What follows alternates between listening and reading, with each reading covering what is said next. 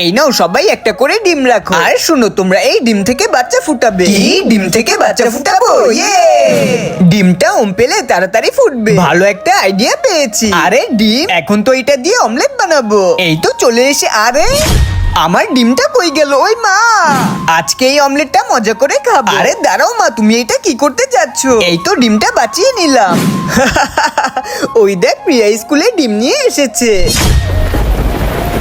আরে বৃষ্টি, তাড়াতাড়ি আমার ছাউনিতে যেতে হবে। এই তো ডিমটাকে আবারও বাঁচিয়ে নিলাম। এই দেখ, আমার ডিম থেকে বাচ্চা ফুটে গেছে। আর প্রিয়াটা এখনো ফুটেনি। আরে প্রিয়া, তোর ডিম থেকে এখনো বাচ্চা ফুটেনি। আর আমাদেরটা দেখ।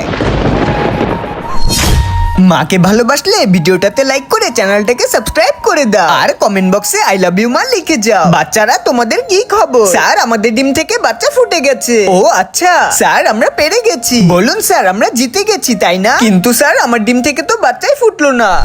প্রিয়া, তোমার রাগ করতে হবে না। এই ডিমগুলো থেকে কখনো বাচ্চা ফুটারই কথা না, কারণ এই ডিমগুলোকে অনেক আগেই আমি গরম পানিতে বয়েল করেছিলাম। সরি স্যার, আমরা জিতার জন্য এই পুতুলগুলো মার্কেট থেকে কিনে এনেছি। তোমরা কখনোই ভালো হবে না। বেরিয়ে যাও আমার ক্লাস থেকে।